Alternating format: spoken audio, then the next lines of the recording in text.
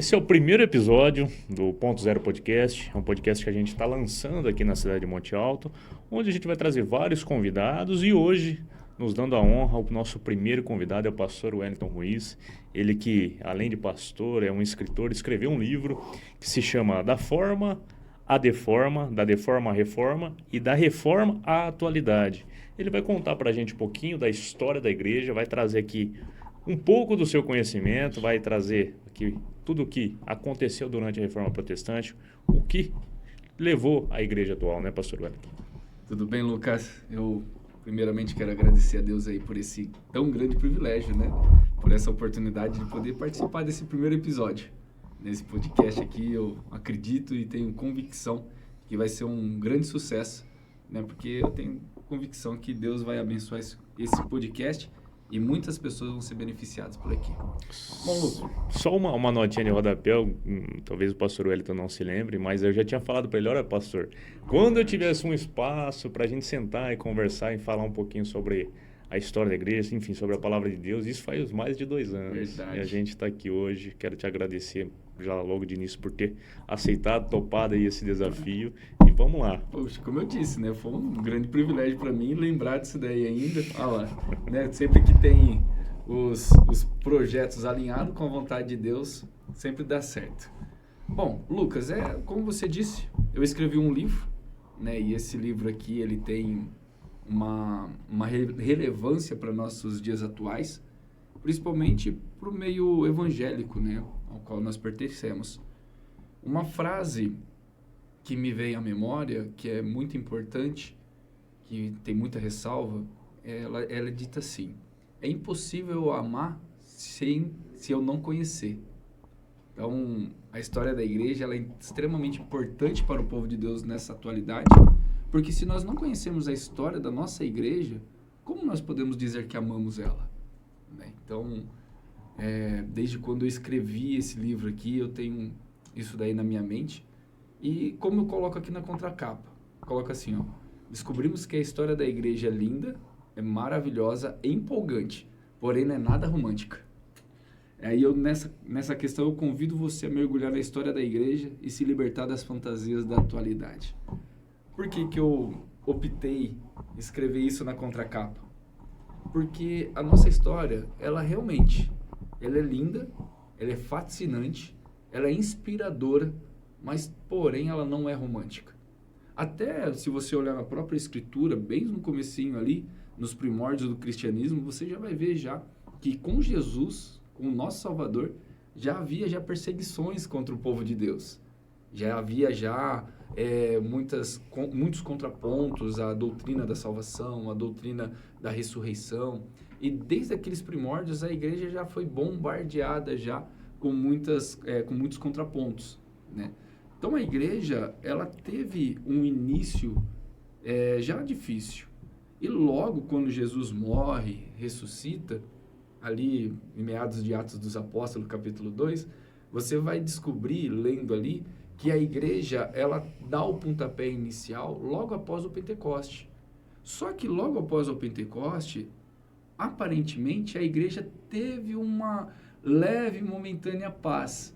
Só que esquecendo-se da promessa e da instrução de Jesus Cristo, que ele diz lá em Atos capítulo 1, ficai em Jerusalém, até que do alto seja revestido. E depois que vocês forem revestidos, aí vocês vão sair para a Judéia, Samaria e até os confins da terra. Em Atos capítulo 2, eles são revestidos pelo poder, pela autoridade do Espírito Santo. Só que, quando eles foram revestidos, eles não saíram a anunciar o evangelho, eles ficaram parados lá em Jerusalém. Então, nesse período que eles ficaram ali, de 3, 5 anos, não tem uma data precisa, mas mais ou menos isso daí, a igreja caía na graça do povo, Deus ia acrescentando aqueles que iam de ser salvos. Só que, quando nós não cumprimos a vontade, a ordenança de Deus, Deus vai lá, mexe os botãozinhos para poder fazer a igreja se despertar e ela fazer e cumprir o propósito dele. Nesse sentido, você já vê que o início da igreja, Deus despertou Saulo de Tarso, que para nós, ele é o cara, né? O apóstolo Paulo depois, né? Exatamente. Como que ele se tornou o apóstolo Paulo? Muitas pessoas falam Sim. dele, mas algumas pessoas não sabem como que de fato ele se tornou um apóstolo. Sim. Nesse momento, a igreja ela está parada. O apóstolo Paulo, até no momento ali chamado de Saulo, ele não era cristão, ele era um religioso da sua época, ele era fariseu, um homem instruído na lei, zeloso na lei. E ele começa então a perseguir a igreja nesse momento para cumprir a lei. Ele cuidava fazer a vontade de Deus. Note que antes de ele ser o apóstolo Paulo, ele era um zeloso pela lei. E o texto de Atos dos Apóstolos, Lucas, diz que Paulo, ele suspirava como uma besta selvagem atrás dos cristãos. Paulo, em outras palavras, foi um serial killer, cara. Paulo, ele arrastou crente pelos cabelos, colocou no meio das grades. Até quando, né, o texto diz que Estevão, quando é apedrejado e morto, as vestes de Estevão é colocado aos pés de Paulo. Paulo, ele é um personagem dentro da história que, aos nossos olhos, ele era uma pessoa impossível de ser usada como foi usado. Só que, quando nós chegamos em Atos capítulo 9, nós entendemos e vimos a conversão de Saulo no seu caminho de Damasco. Na história bíblica, o próprio Senhor Jesus Cristo aparece diante de Saulo. Saulo vem, se prostra ao chão e escuta uma voz que falava em hebraico. E é interessante notar esses detalhes, né? Que falava em hebraico. E quando Saulo entende que é alguém de muita autoridade falando com ele, ele retruca falando: Senhor, quem é o Senhor que está falando comigo? Aí Jesus responde: eu sou Jesus, aquele que você me persegue. Nesse sentido, então, Saulo ele começa, naquele momento, a ter uma lapidação na sua vida moral e na sua vida espiritual. Paulo ele tem todo o conhecimento da Torá, ele tem uma filosofia helênica sobre os seus cuidados, ele conhece toda aquela estrutura contemporânea, porém ele não conhecia o Cristo, que ele mesmo perseguia. E Jesus diz ainda assim, ó: todas as vezes que você me perseguia, era como se eu tivesse te recalcitrando. Porque o texto bíblico diz: dura coisa é para ti recalcitrar contra os meus aguilhões. Então, em toda a perseguição de Paulo contra os cristãos, Jesus, de alguma maneira, já estava começando a moldar Paulo ali para ele se tornar o que ele se tornou. Só que não foi do dia para a noite, né? Depois que Paulo tem, então, esse encontro com Jesus, ele vai, então, para a rua direita para encontrar e fica hospedado ali. Aí depois Ananias vai até lá e chama Saulo, o perseguidor, de irmão naquele momento. Batiza então Saulo e Saulo saiu pregando para todo mundo. De maneira nenhuma. Paulo ainda teve uma trajetória ali ainda a ser seguida. Ele ficou um período que os próprios cristãos crentes da época não aceitavam ele, né? Sim. Ô Lucas, imagine você ser um perseguidor da igreja. Aí, de repente, do nada, você chega e fala assim: não, agora eu sou cristão. E, quem apareceu para mim foi Jesus. Só que, se você ler com minúcias dentro do livro de Atos dos Apóstolos, quando Paulo está em Jerusalém, a igreja não queria Paulo lá. Alguns irmãos não queriam Paulo lá. E o próprio Jesus falou para Paulo sair de lá. Só que Paulo não saiu. Aí, o que acontece? Deus mexe todos os paus ali. Aí um sobrinho dele descobre que o império, que os judeus queriam pegar ele. Ele dá um jeito de fugir e nesse momento ele foge para a Ásia. E lá ele fica num período de 12 a 14 anos, lá na Ásia, aprendendo, moldando o seu caráter, moldando o seu conhecimento a respeito de quem é Cristo Jesus. E só depois disso que a Barnabé, um grande homem da história, lembra de Saulo na época, né, ainda no momento, e manda então trazer Saulo para poder ajudar Barnabé nessa caminhada ali. E a partir dali que Paulo começa a aparecer com muito mais minúcias dentro da jornada cristã. Isso aí foi mais ou menos quanto tempo após a morte de Cristo? Podemos colocar aí em torno de uns 25 anos. Bem recente, né? Bem recente, bem recente. Porque ao mesmo tempo que Paulo, Jesus andava por Jerusalém, andava pela circunvizinhança de Jerusalém, Saulo estava crescendo dentro de Jerusalém, nas entranhas, sendo instruído nas maiores cátedras daquela época, foi instruído por Gamaliel, na escola de Hillel, é muito, muito conceituado nessa questão. Então, eles têm praticamente a mesma idade. Depois, tem o período que a igreja fica inércia em Jerusalém. Depois tem a perseguição, em curto prazo. Depois, Paulo vai e fica mais 14 anos na Ásia. Então, totalizando ali em torno de 20 a 25 anos que ele fica. Para ele começar a falar assim, não, agora eu vou começar a pregar. Né? Porque até então, depois, dentro de Atos dos Apóstolos, eles estão lá numa reunião e o Espírito Santo diz para os apóstolos, apartai-vos para mim, Paulo, Barnabé e Saulo. Note que quem foi o cabeça dessa primeira viagem missionária não foi nem Paulo, foi Barnabé. Paulo foi debaixo da tutela de Barnabé. Então eles saem, faz toda aquela primeira viagem missionária e eles voltam então para Jerusalém. E lá no concílio de Jerusalém, eles mostram, né, eles argumentam e comentam ali tudo que as maravilhas de Deus que estavam ocorrendo no meio dos judeus e no meio dos gentios também. Né? Então, nessa primeira viagem missionária, Paulo fica debaixo da tutela de Barnabé. Logo já no início da segunda viagem missionária, há uma desavença entre Paulo e Barnabé, por causa do seu sobrinho Marcos. Paulo, ele falou, não, Marcos não vai com nós não, ele abandonou o barco lá atrás, lá, eu não quero esse rapaz junto comigo não, é muito novo. Aí Paulo e Barnabé teve uma discussão tão grande que eles se separaram. Barnabé pegou o seu sobrinho Marcos, foi para um lado, e Paulo escolhe Silas nesse período, e eles saem então para a sua segunda viagem missionária.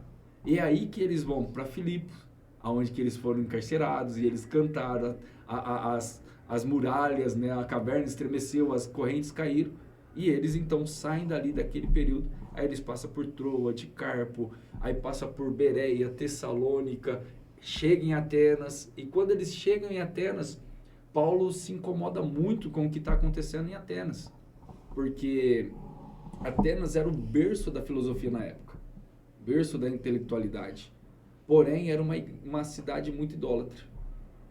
Chegam a dizer mais de 30 mil deuses dentro de uma cidade como Atenas.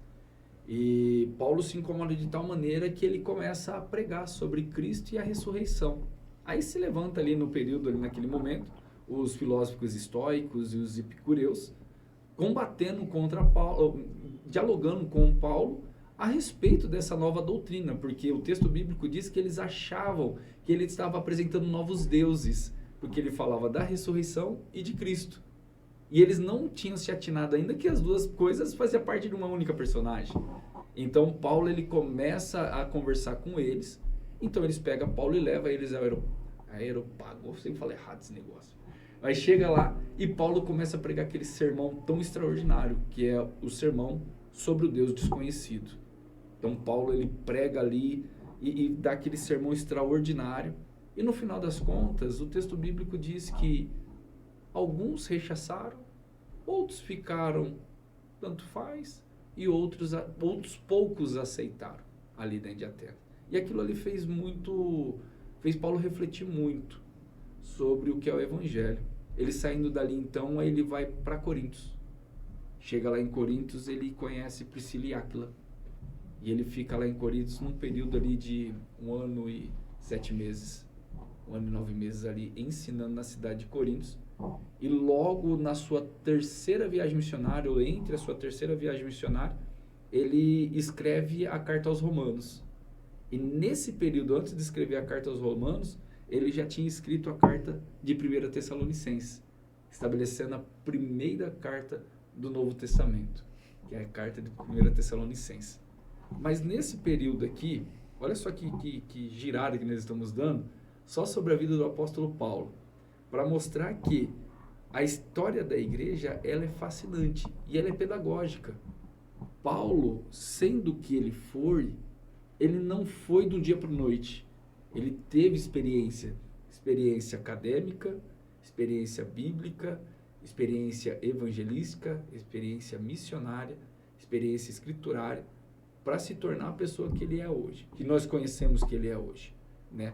Essa carreira do apóstolo Paulo não foi do dia para a noite, foi algo estruturado. E depois, logo, a terceira viagem missionária, que Paulo volta, né, ele passa ali pela Galácia do Sul e prega tudo mais ali. Quando ele já volta já consciente que seria possivelmente a sua última viagem, né, porque ele volta para Jerusalém, ele volta, depois vai para Jerusalém e dali ele já sai preso. Aí preso, ele vai para Roma preso, aí tem a passagem de Malta, tem os escritos da prisão, que ele escreve Filipenses, Filemon e tudo mais ali, essas cartas. E quando então ele chega no final de Atos dos Apóstolos, o apóstolo Paulo ele está preso numa prisão domiciliar, né?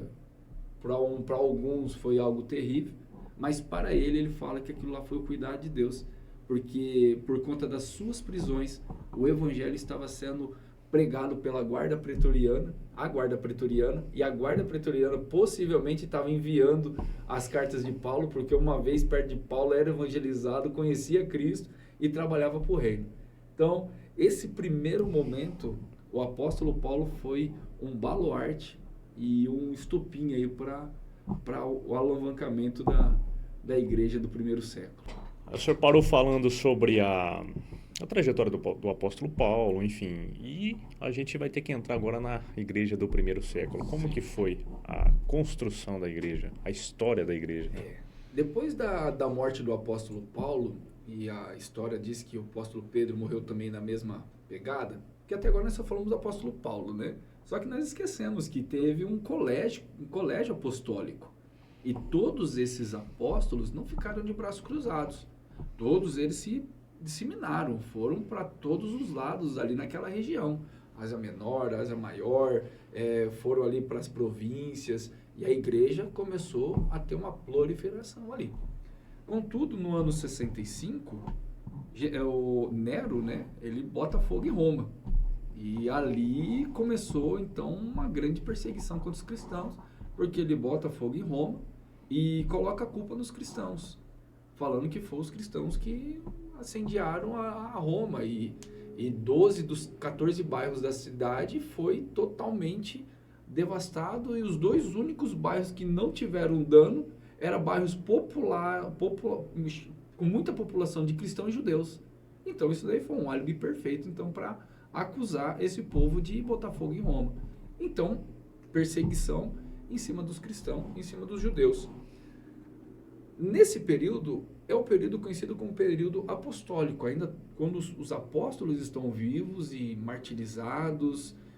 Depois desse período, Paulo e Pedro já não tinham mais influência viva, mas agora a influência pelas cartas, né? E até chegar então no ano de número 100, no final do primeiro século, início do segundo século.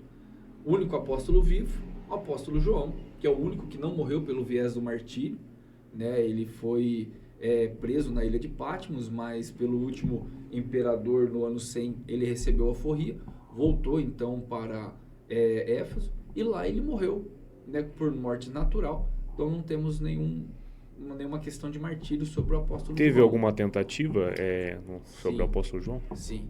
Eusébio de Cesareia, ele chega a dizer que João ele foi lançado em um bojo de óleo fervente. Lançou ele lá para ele morrer e saiu nadando lá tranquilamente, né? Segundo a história de Eusébio de Cesareia. E fora também as perseguições que poderia muito ter ocorrido naquela época. Mas a principal tentativa de martírio dele foi exilar João, porque João já era um velho, né? Imagine um senhor de idade isolado numa ilha, que hoje a ilha de Patmos é um paraíso, né? É um ponto turístico famosíssimo, mas naquela época não, era cheia de masmorra, uma ilha úmida, um ambiente inóspito para a vida humana, sabe? Então aquilo ali já foi uma tentativa de martírio, além de isolar, de botar medo nas pessoas que ficaram no lado de fora, porque prende o líder, a ideia prende o líder, as ovelhas se dispersam. Mas não, o colégio apostólico instruiu muito bem a igreja morrer, mas não negar a fé. É nesse período, daí para frente, que começa a sair diversas histórias das grandes perseguições. Porque quando João morre, nós iniciamos então o segundo século. E o segundo século é conhecido como o tempo da patrística, aonde os pais da igreja começam a defender a fé apostólica. E nesse período surgem grandes personagens como Tertuliano, Inácio de Lyon, Policarpo e tantos outros aí que morreram, mas não negavam a sua fé. É nesse período que surge aquela célebre frase que a semente da igreja, o sangue dos mártires é a semente da igreja. Homens, eles iam cantando ao martírio, mas não negavam. E isso nós estamos falando de pessoas que não negaram. Só que o período era tão intenso, que milhares de milhares negavam, fugiam. Lucas, para e pensa comigo. Será que realmente hoje nós estamos preparados a não negar o nome de Cristo? Será que realmente se explodir hoje uma perseguição, se explodir hoje uma tribulação ao ponto de termos os nossos filhos degolados na nossa frente, será que realmente nós também não negaríamos como muitos negaram naquela época? E só para que as pessoas se lembrem, né? Nenhuma dessas pessoas que estavam sendo perseguidas de fato viram Jesus, né? Porque foram 2 séculos após a morte de Cristo. Exatamente. Né? Então a mesma fé que nós deveríamos ter, elas tinham naquela época. Né? Exatamente. E é isso que Jesus disse a Tomé, né? Tomé olhou e falou assim, não, agora eu creio, porque eu toquei do seu lado e na sua mão. Jesus olhou para ele e falou assim, Tomé, você crê porque você está vendo? Mas bem-aventurados são aqueles que não viram, mas creram. E essas pessoas somos nós. Aí o crer, Lucas, é aí que entra uma questão muito grande. Porque o crer hoje, na nossa atualidade, é muito fácil dizer que eu creio. Mas será que realmente eu creio? Será que eu entendo o que é ser cristão? Será que eu entendo realmente o que é martírio? Porque ficai em Jerusalém até que do alto seja revestido de poder. Aí serão as minhas testemunhas.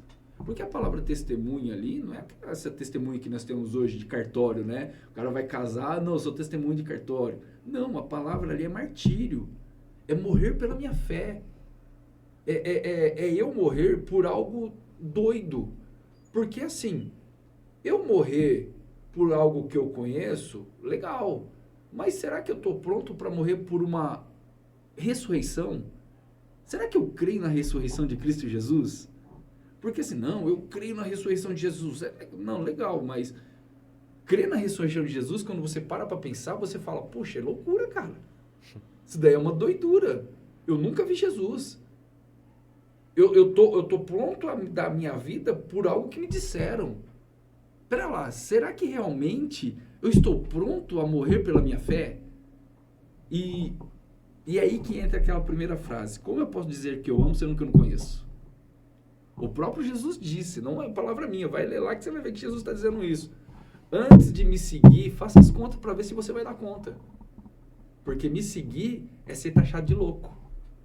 É ser taxado de doido mesmo, cara. E Paulo disse, se Cristo não ressuscitou, vã a nossa fé e vã a nossa pregação. Então note que no primeiro século, isso daí era loucura demais. Porque os gregos falavam, pera lá, como assim que o corpo é bom? O corpo é matéria, a matéria é má. Era normal naquela época as pessoas se matarem para se desprenderem do corpo. Agora vem uma galera louca aí falando que o corpo vai ressuscitar? Não, peraí, esse povo é louco. Como para os gregos era loucura, para os judeus era escândalo. Porque isso daí levava o nome dos judeus. É nesse sentido, então,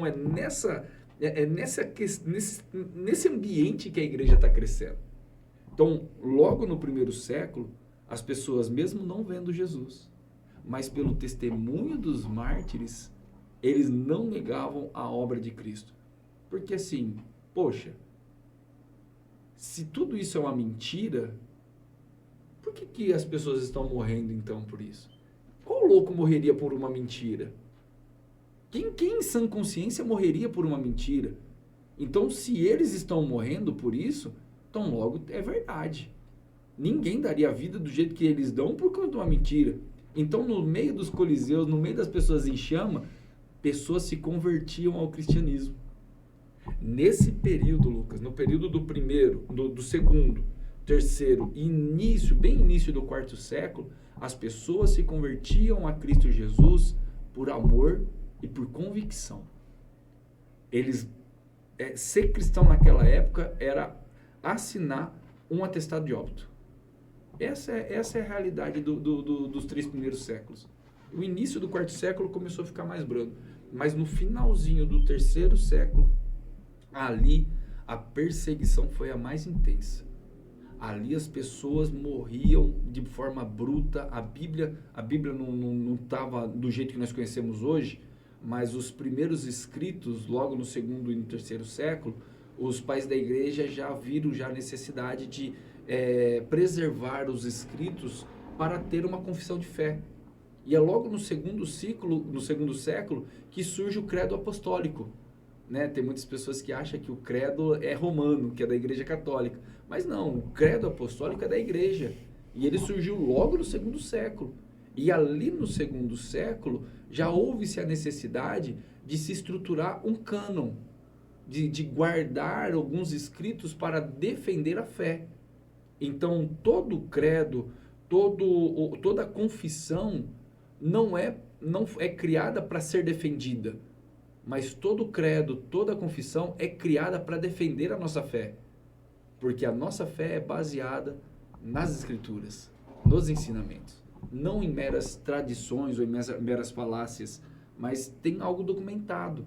Então, logo no segundo, terceiro e no início do quarto século, a igreja era muito estruturada nesse ponto, de defender a fé pelo testemunho dos apóstolos, pelo testemunho da patrística, pelo testemunho de muitos mártires que não negavam a sua fé, mas negavam a sua própria vida na confiança de, se eu perder a minha vida aqui, eu ganharei a minha eternidade juntamente com Cristo. Esse daí é o plano de fundo dos 4 primeiros séculos. Após o quarto século, aí vem o quinto, aí o que começa? A gente falando sobre o título do livro. Sim, a gente está em qual período do título? Agora nós acabamos... Onde que eu mostro aqui? Ah, aqui, ó. Se você olhar aqui, ó, da forma à deforma. Vamos mostrar aqui. Da forma à deforma. Esse período aqui é a forma. Primeiro, segundo, terceiro e o início do quarto século é a forma da igreja. Então nós temos ali a estruturação, temos ali a teologia, quando vem com Paulo, temos ali o início do cânon com a patrística, e quando nós chegamos então no início do quarto século, levanta uma personagem na história muito conhecida como Constantino.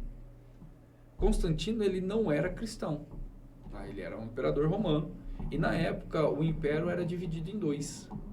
Tinha o Maxêncio de um lado e Constantino no outro. E antes de Constantino entrar em guerra com Maxêncio, diz a história que Constantino teve um sonho. E nesse sonho apareceu o próprio Jesus para ele e falou para ele que sobre esse sinal ele venceria a guerra contra o seu inimigo. E o símbolo era uma cruz. Ele identificou como os cristãos, o Cristo dos cristãos, porque a sua mãe era cristã, só que ele não ligava por essas questões. E de uma forma miraculosa, né, num período muito curto, que é muito questionado isso daí, em alguns pontos mais históricos, mas ele vai lá e de alguma maneira coloca todos esses símbolos em todos os escudos, em todos os armamentos, e vai à batalha com Maxêncio, e ele vence essa batalha, trazendo então para a totalidade romana o seu império. Então agora o império já não está mais dividido. Agora existe um único imperador dentro do Império Romano nesse período, início do quarto século. Logo então, Constantino ele dá o Edito de Milão, em 313. Ele fala sobre o Edito de Milão, trazendo agora uma paz para a igreja, cessando as perseguições contra os cristãos. A partir daquele momento, a igreja ela já não é mais vista como um povo de última classe. Não vê mais como uma ameaça. Agora a igreja ela é respeitada. 313, 312, 313. Para trás, todos aqueles que eram cristãos assinava uma sentença de morte. A partir daqui, seria benefício ser cristão. E agora nós entramos no início de uma reforma da igreja. Só que, por um lado, vamos chegar no período deles. E vamos nos colocar no período deles. Imagine você, Lucas, até agora sendo caçado. Você sendo perseguido. De repente aparece um camarada aí e te dá paz. A quem que você vai atribuir essa benéfice? Com certeza é o rapaz, né? Exatamente. Ele foi o cara que trouxe a paz para os cristãos. Até então, a fé ali é pura. A fé não está misturada. A fé é em Cristo Jesus, através das Escrituras. A justificação é pela fé. A salvação é pela graça. Até esse momento, heresia tentou entrar, perseguição constante, tudo. Mas ainda assim a igreja permaneceu sadia. Agora, a partir desse momento, as pessoas começam a se converter ao cristianismo, não mais pela morte ou pela confissão, mas agora pelos benefícios que o império começou a ortogar para aqueles que eram cristãos. Logo no ano 315, há um primeiro concílio ecumênico da igreja, que é conhecido como Concílio de Nicéia. Nesse concílio, que foi um concílio extremamente importante para a era cristã, foram tratados diversos assuntos. Só que o assunto principal que foi tratado ali dentro é chamado de controvérsia ariana, aonde um bispo de Alexandria levantou um ponto a ser discutido. E ele colocava Jesus, não o encarnado, mas o verbo antes da encarnação, como uma criatura. Ele falava que Jesus é o mais sublime de toda a criação. Só que Jesus não era Deus. Sendo que, se o Logos, o Cristo, não é Deus, então a igreja peca porque adora ele e adora a criatura. Então isso daí foi uma controvérsia, um conflito muito grande ali dentro.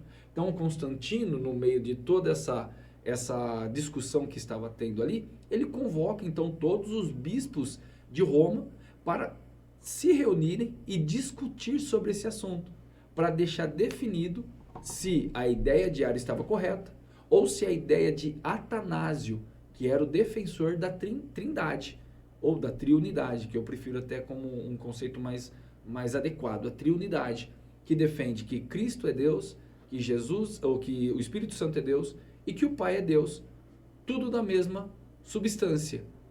São Deus, não são deuses, mas é Deus trino, da mesma essência, consubstancial. Então, em resumo, nesse concílio, foi então estabelecido que o arianismo era uma seita, foi renegado, e se estabeleceu no Império Romano a trindade, a triunidade do Pai, do Filho e do Espírito Santo. E nesse concílio se estabeleceu a segunda forma do credo apostólico, só que agora é um credo niceno. Une os elementos do credo apostólico com alguns acréscimos no credo nicênico, que é apropriado agora pela Igreja Romana. Só que ainda nesse período a Igreja ela é católica, só que ela não é romana. Por quê? Nós temos que fazer essa diferenciação. A Igreja em si, ela é universal, porque a palavra católica ela significa universal. Só que, assim como hoje existe Igreja Assembleia de Deus, Igreja Presbiteriana, Igreja Batista, definindo qual é o tipo de segmento, naquele período não tinha diversas igrejas, existia uma única igreja, um único povo. Então a igreja ela era católica.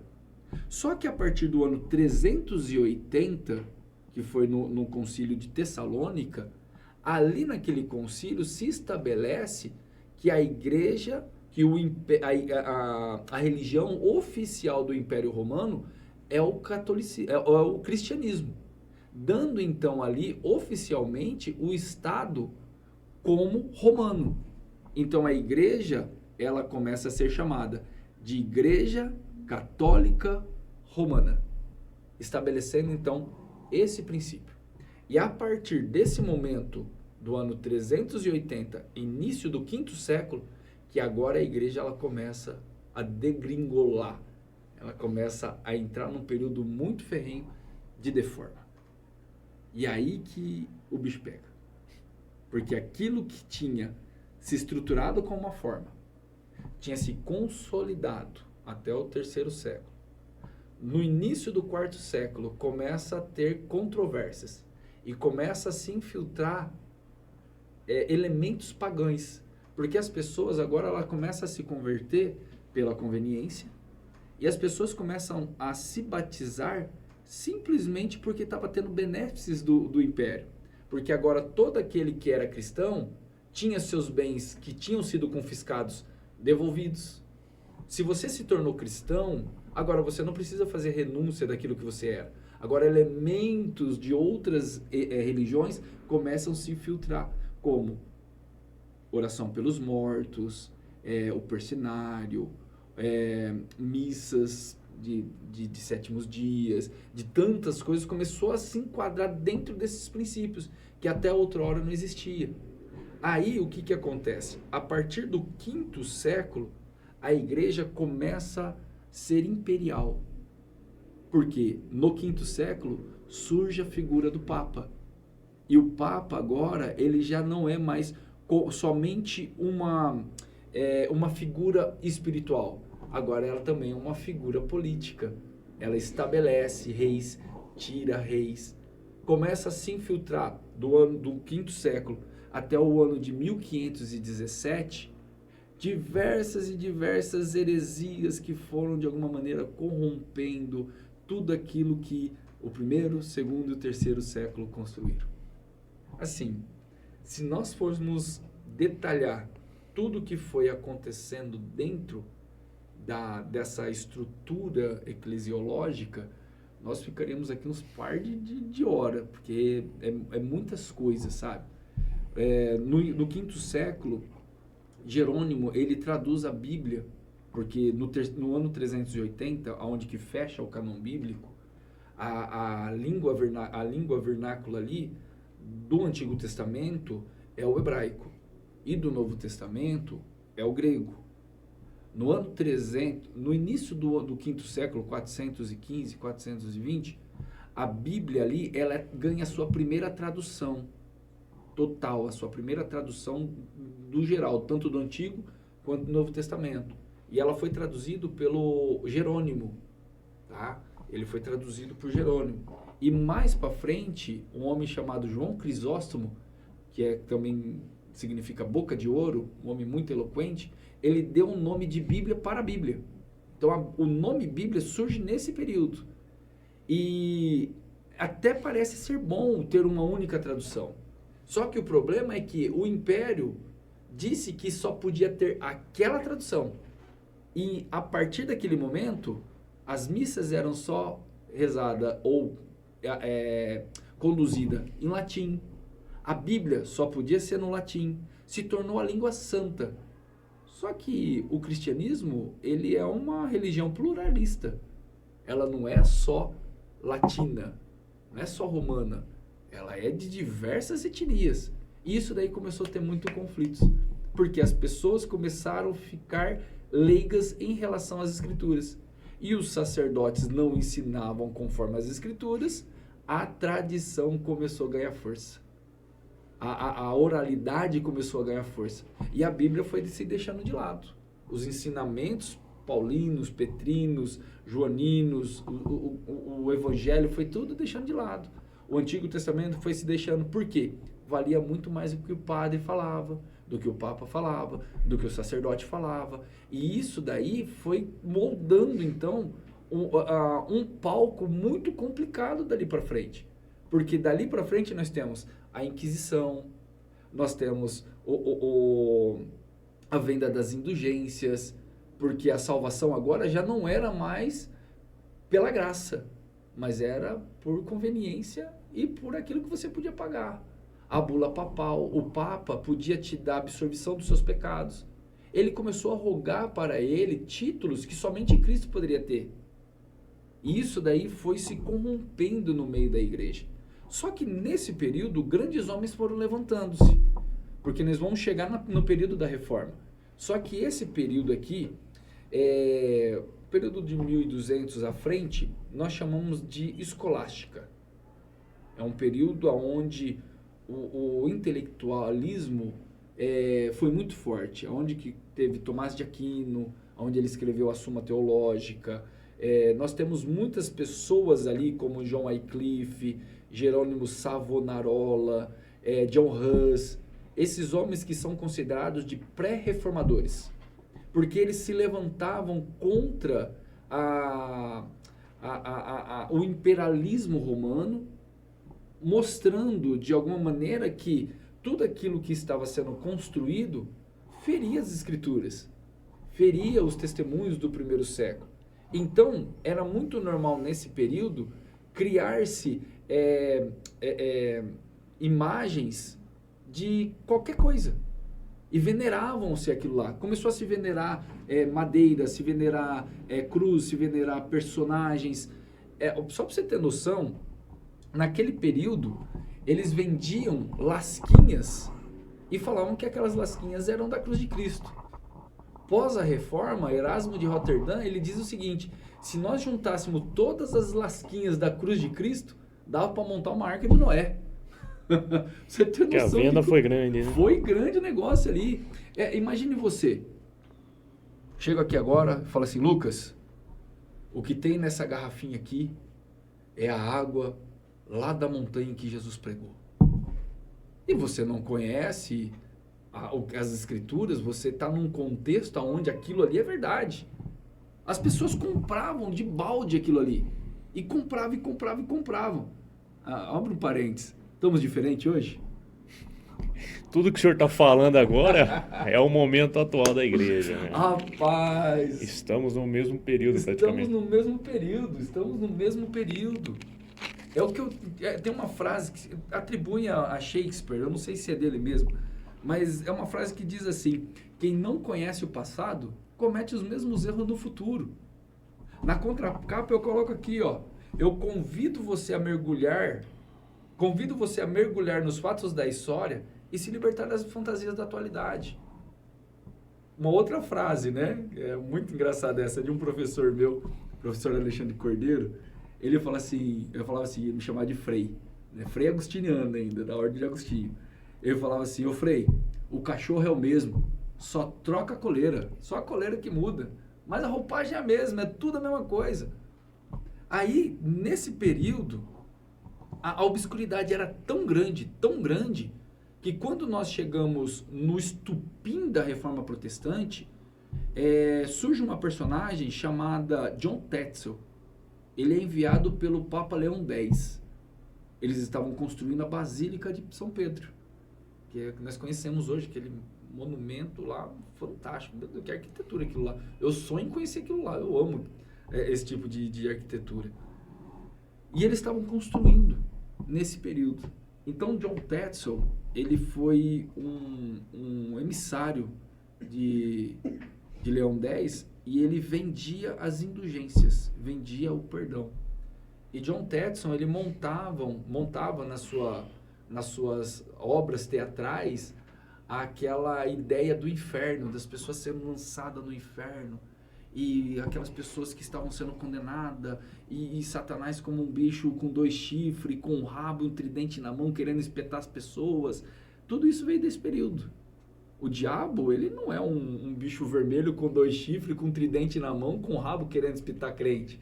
Ele não tem nada a ver com essa figura. A Bíblia relata ele como um anjo de luz, um ser angelical, que, se possível fosse, transfigura em anjo de luz para poder enganar as pessoas.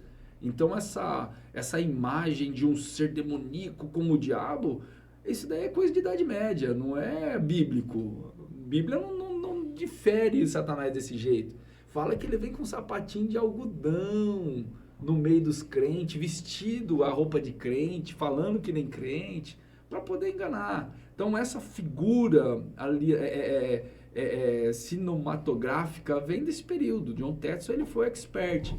E é dele aquela tão famosa frase, que quando uma moeda caía no fundo do gasofilasto, uma alma se desprendia do purgatório e ia ao seio de Cristo Jesus. Tudo isso para quê? Para arrecadar dinheiro. Ele estava lá, pegava, e aí a bula papal era um documento que dependendo do valor que você pagava, você livrava uma alma do purgatório, você reduzia o dano aos seus próprios pecados, e dependendo da quantia que você desse, você já tinha perdão total. Você podia andar do jeito que você queria, porque a hora que você morresse, você já ia para o céu. Então, esse daí é o cenário da reforma. É o estupim. Até que John Tetzel vai lá na cidade de Lutero e começa a pregar lá na cidade de Lutero. Aí Lutero fica pé da vida, né? Porque tem coisa errada aí. E Lutero, um monge agustiniano, da ordem dos agustinianos, ele era um homem muito religioso também. Ele era um homem muito religioso.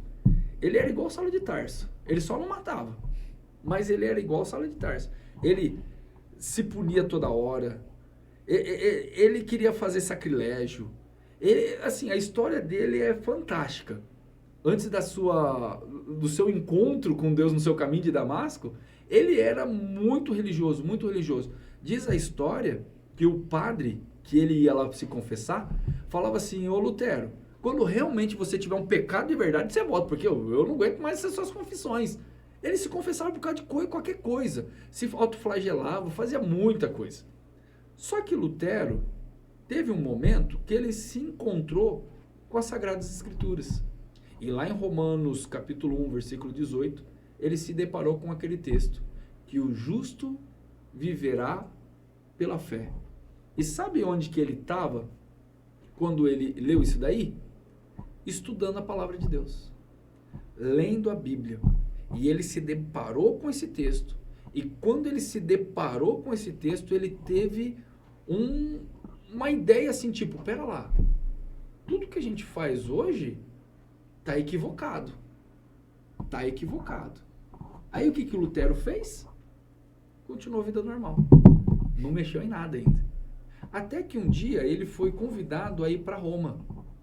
E quando ele estava na cidade de Roma, tem uma escadaria, né, para chegar até lá, ele estava subindo aquelas escadarias de joelho. Até que veio uma voz nítida e vibrante no seu ouvido, dizendo assim: o justo viverá pela fé. Os biógrafos dele dizem que ele levantou daquele momento, e a partir daquele momento ele nunca mais foi a mesma pessoa. Foi quando então ele volta para os seus afazeres, e ele então elabora as suas 95 teses. E no dia 31 de outubro de 1517, ele vai lá e afixa essas 95 teses na porta de Wittenberg, aonde era a sua cidade, confrontando todo aquele desvio teológico que estava ocorrendo dentro da igreja romana. Em 1517, o Brasil foi descoberto em 1500, né? Então, assim, dá para ver quanto a nossa história do nosso país é nova, né? É nova. Depois desse período, o que houve? Então, aí nesse período de 1517, foi no dia 31, assim, foi algo arquitetado de Lutero. Por que foi no dia 31 de outubro? Que dia que é dia 1º de novembro? Dia de todos os homens, não é? De todos os santos. Porque é dia de todos os santos. E a catedral que Lutero fixa ali era também conhecida como um lugar intelectual, onde as pessoas eram um mural, onde as pessoas tinham as suas ideias e fixavam ali para debates das suas ideias. E Lutero, ele não tinha noção, e nem acredito que ele queria fazer isso, trazer uma revolução, uma reforma. A ideia não era essa. Lutero amava tanto a sua igreja que ele queria, de alguma maneira, melhorar a sua igreja, a igreja romana, a católica romana. E ele vai lá e fixa, então, as suas 95 teses nessa cidade, nessa catedral. Só que as pessoas chegaram lá e viram os escritos de Lutero e a imprensa já tinha sido inventada. E as pessoas vão lá e imprensa todas as suas ideias e começa a distribuir as suas ideias. Isso daí foi um estupim. Isso daí foi um estupim. O prelo, né? A imprensa inventada por Gutenberg é como se fosse a internet para nós hoje. Colocou ali na internet e já lastrou. Aquilo lá foi a mesma coisa. Por quê? Porque existiam muitas pessoas que não estavam contentes com o que estava acontecendo. Porque a igreja tomava conta da ciência, a igreja tomava conta da questão monetária, tomava conta do império, tomava conta da religião, tomava conta até da vida eterna. Muitas pessoas não queriam mais aquilo. E quando então caiu nos países circunvizinhos, isso daí aflorou uma oportunidade para muitos. Então, nesse período aí, começa-se então o período da Reforma Protestante. Porque as pessoas, muitos, viram que Lutero queria reformar sua igreja, mas outras pessoas viram a oportunidade de se desvincular da igreja romana e começar então uma igreja que resgatava os princípios. Note o nome, Reforma. O que é reforma? Reforma é trazer de volta aquilo que tinha uma forma. Aquilo que se descaracterizou. Então, a reforma é o princípio de trazer de novo aquilo que já foi. Aonde nós temos grandes homens ali, Lutero, Zwinglio, John Knox, William Tyndale. Esses homens são considerados homens reformadores. Por quê? Nós temos contemporâneo ali Lutero, nós temos Calvino, nós temos Martin Bruce, William Tyndale. Essas 4 pessoas aqui são pessoas contemporâneas. E o que elas têm em comum? A palavra de Deus. Por isso que a primeira sola, sabe o que é as solas? Não. A reforma foi sintetizada em 5 pontos, primordial. Sola as Escrituras, sola fé, sola gratia, solos Cristo e sola a Deus dai glória. Somente as Escrituras, somente a fé, somente Cristo, somente a graça, somente Cristo e somente a Deus dai glória. Esses 5 pontos são os 5 pontos que combatiam contra os principais desvios que estavam vindo durante o século. Lutero, ele traduz a Bíblia para o alemão. Calvino, ele dá a estrutura teológica para a igreja, para a nova igreja. Nós temos John Knox, que ele era um homem fenomenal que traduziu a Bíblia para o inglês. Só que antes dele tem Auriculo Zwinglio e nós temos, como chama o outro nome que eu falei? Acabei de falar. É muito nome, gente. Também não consegui guardar tanto nome, não. Nós temos aqui William Tyndale. William Tyndale, ele é tão importante na história que a tradução da Bíblia dele foi tão extraordinária, porque lembra que a Bíblia só era numa única língua, no latim. E todos aqueles que tiravam a Bíblia do latim eram considerados hereges, eram mortos.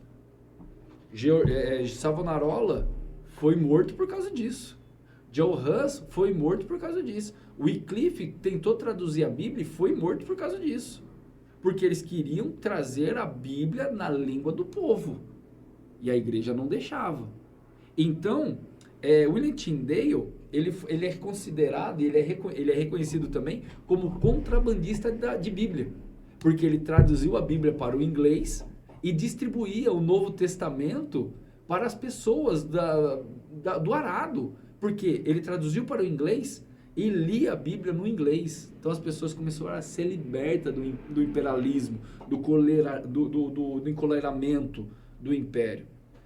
E William Tyndale, a tradução dele foi tão extraordinária que a base da tradução dele gerou a Bíblia protestante, que é chamada da King James, a tradução King James, do rei James. A Bíblia King James é um compilato da Bíblia de William Tyndale, que é um reformador.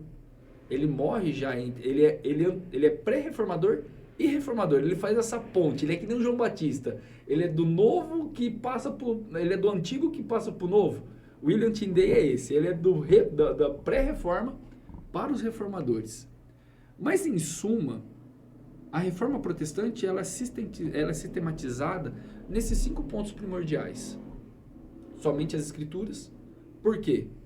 Porque sem as escrituras nós não vamos conhecer o que é graça. Nós vamos ficar à mercê de tradições. Nós vamos ficar à mercê daquilo que nos mostram, daquilo que nos passam. E nem sempre aquilo que nos passam é verdade.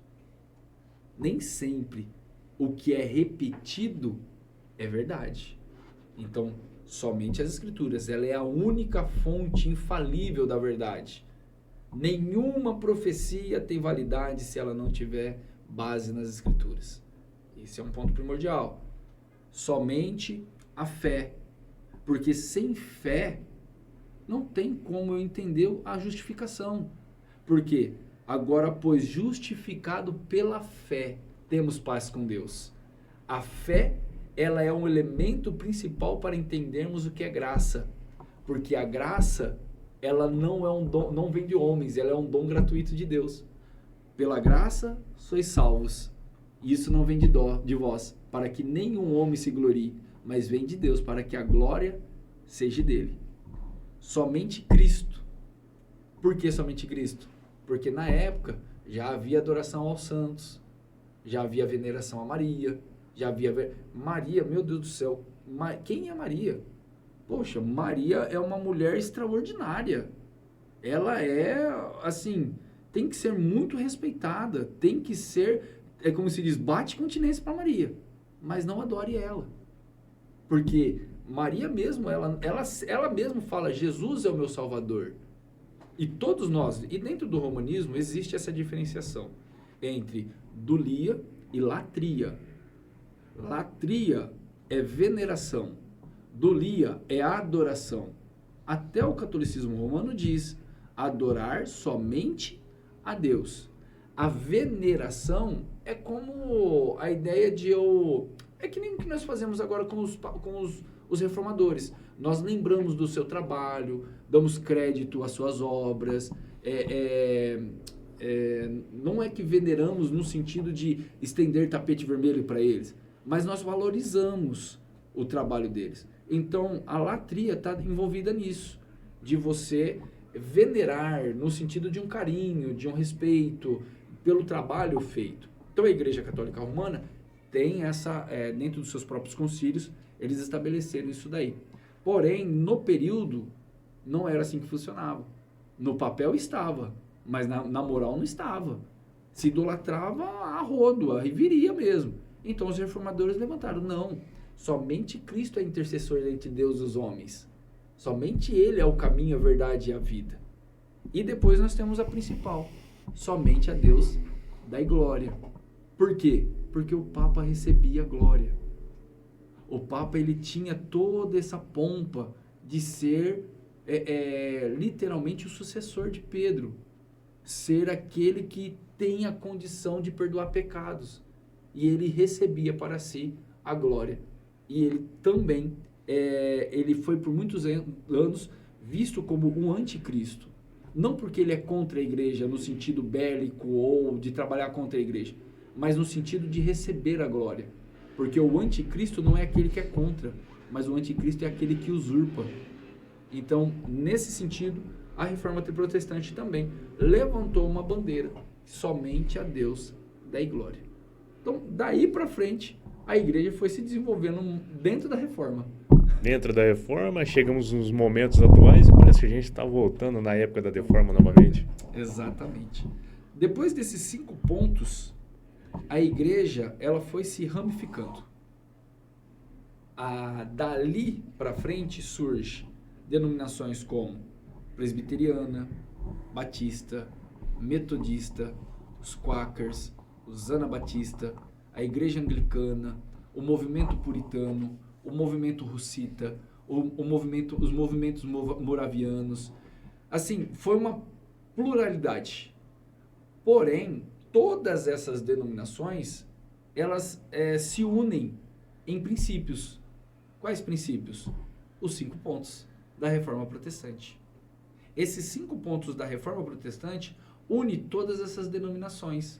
Por isso que todas essas denominações se consideram cristãs. Só que temos que definir isso daí também. Porque dizer eu sou cristão não me define num todo. Porque se você olhar para o catolicismo, é cristão. Só que não segue a mesma linha reformada. Mas eles se consideram cristão. Se você olhar para o espiritismo, eles se consideram cristão. Só que não segue nem a linha reformada e nem a linha romana. Então, eu dizer hoje sou cristão não me define. Se você olhar para a igreja presbiteriana, ela se diz cristã. Só que ela não é da mesma linha que uma Assembleia de Deus. A Assembleia de Deus, ela tem uma linha chamada pentecostal arminiana reformada. A igreja presbiteriana, ela é presbiteriana, calvinista, reformada. Já tem uma outra linha já que ela segue. Só que o que é que une ela? Os 5 pontos da reforma. Então, toda a igreja que é oriunda da Reforma Protestante, ela defende esses 5 pontos. Durante esse desenvolvimento, surgem algumas controvérsias. A mais conhecida é a controvérsia arminiana, que é conhecida como a controvérsia que deu a origem aos 5 pontos do presbiterianismo, que foi em um concílio chamado Concílio de Dortmund, né, que ali se levantou 5 pontos que os arminianos falavam que deixa eu pegar aqui, para eu não falar bobeira para vocês, que são 5 pontos importantes, e esses pontos aqui, ó, que foram levantados, ó. Dentro do Sínodo de Dortmund, foi levantados 5 pontos primordiais: a eleição condicional, a expiação condicional, a depravação parcial, a graça resistível e a possibilidade de perder a salvação. Esses foram 5 pontos levantados pelos arminianos. Quem são os arminianos? Os arminianos são seguidores de um teólogo chamado Jacob Arminius. Ele era um professor de teologia, calvinista, ele é da mesma linha de Calvino, porém, ele desenvolveu alguns pontos referentes à soteriologia, à doutrina da salvação. Em 1609, Jacob Arminius morre. E em 1610, os seus seguidores, chamados de remonstrantes, levantam essas teses de Jacob Armínio e vai então até o clero holandês e mostra esses pontos confrontando a teologia reformada. Então se estrutura então um concílio, que é o Concílio de Dortmund. Um sínode, né, na verdade, não concílio, um sínode de Dortmund. E dentro desse sínode de Dortmund se estabelece as 5 respostas para essas 5 perguntas. Tá? Esse período levou basicamente 7 meses esse sínode. Aí veio advogado de um lado, veio doutores de outro lado, veio sacerdote de outro lado, e tudo se reunido e foram então estudar esses 5 pontos atribuídos. E o resultado desse sínode foi a famosa tulipe, que é uma flor, né? Tulipa, né? Por quê? Porque cada ponto que foi apresentado, houve uma objeção. E eles trouxeram, então, uma resposta. Nesse sínode de Dortmund, que ocorreu em 1618, foi decidido o seguinte: a depravação é total, a eleição é incondicional, a expiação é limitada, a graça é irresistível e existe a perseverança dos santos. Essa visão foi adotado pela linha presbiteriana, que a linha presbiteriana batista, eles seguem essa linha escatológica, ou essa linha teológica referente à soteriologia, que é a doutrina da salvação. Só que a doutrina arminiana, ela não parou ali. Ela foi rechaçada dentro desse sínodo, só que ela continuou pelos remonstrantes, que surgiu depois o metodismo, com John Wesley. Que John Wesley, ele era um arminiano, e George Whitefield, que é já na sua proliferação, era um calvinista. Calvinistas e arminianistas andavam paralelamente. Só que, como diz Augusto Nicodemos, lá na frente se encontram. São só linhas de teologias de pensamentos diferentes. Mas nenhuma das duas tiram a soberania de Deus. Tiram que a graça é derramada por Cristo Jesus. Nenhuma delas deprecia o sacrifício de Cristo Jesus. Existem outras, mas dentro desse período, essas duas aqui foi as que mais deu pano para manga. E até hoje, você olha para a Assembleia de Deus, é uma linha arminiana. Você olha para a presbiteriana, é uma linha calvinista. Teologias diferentes, mas o Cristo mesmo, né? Depois da Reforma, dentro desse período aqui ainda, existiu um concílio. Esse foi um concílio que durou 7 anos. 17 anos esse concílio. Levantado pela Igreja Católica, que é o Concílio de Trento, que é chamado também de Contra-Reforma, que foi um concílio que começaram a argumentar contra o avançamento da Reforma Protestante. E lá, nesse concílio, ficou também estabelecido que o purgatório ia continuar, que a venda das indulgências ia continuar, que a Vulgata Latina ainda assim era a língua oficial da igreja, que não existia salvação fora da igreja romana. Então, dentro do Concílio de Trento, eles estabeleceram tudo isso e deu também o início aos jesuítas. E também reacendeu a Inquisição. Nesse período houve muita perseguição contra os protestantes. Muitos protestantes foram mortos. Vixe, foi um banho de sangue também, né, nesse período.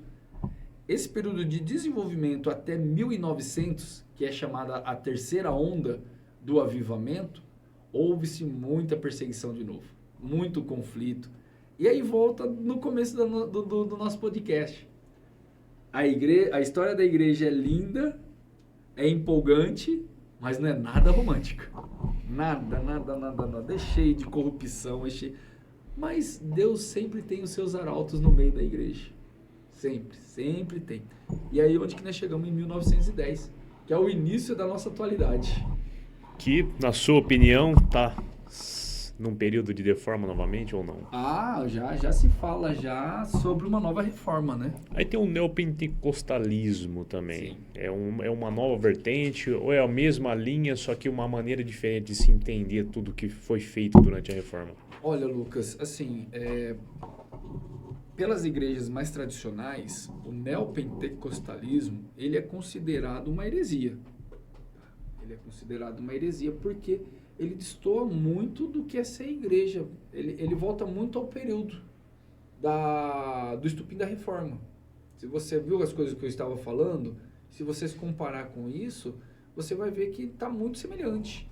Então, existem muitos teólogos, muitas pessoas que dizem sim, que o neopentecostalismo ele já é uma ramificação de uma heresia, já é uma divisão da igreja. E muitas igrejas não consideram a tradição neopentecostal como igreja, tá? Já vê mesmo como seita mesmo. Igrejas sérias e tradicionais, como a Assembleia de Deus, Quadrangular, né, e muitas outras igrejas aí, são igrejas respeitadas. E elas mesmas levantam as bandeiras da reforma protestante, somente as escrituras, somente a graça. Apesar de ter algumas coisas infiltradas lá dentro que precisa ser combatida, porque eu vivi muito tempo nesse ambiente, eu vi isso com meus próprios olhos, né? Hoje eu estou numa tradição mais reformada, hoje eu sirvo a Deus na igreja presbiteriana, e ela é uma igreja ligada direto à reforma protestante. ainda assim tem algumas coisas que estão sendo confrontadas. Imagine igrejas que não têm muitas essas tradições de preservar as tradições da reforma. Então se abre muito as portas, né? E logo aí na década de 70, quando surgiu o neopentecostalismo, com a ênfase na prosperidade, com a ênfase nas curas divinas, no exorcismo, quebra de maldição, tijolinho ungido, vassourinha ungida, feijãozinho ungido, comprar um monte de coisa. Outro dia eu vi até gente vendendo um pedacinho do céu mesmo, literalmente. Então você vê que, assim, estão gritando para uma nova reforma. E um dos lemas, né? Aqui, ó. Ecclesia Reformata, sempre se reformando. Esse é o lema da reforma protestante. Igreja reformada, sempre se reformando. Porque a tendência da igreja não é a perfeição. A tendência da igreja é a degradação. Nós temos o mal dentro de nós. É isso que Paulo fala. Há uma guerra entre carne e espírito. Há uma guerra.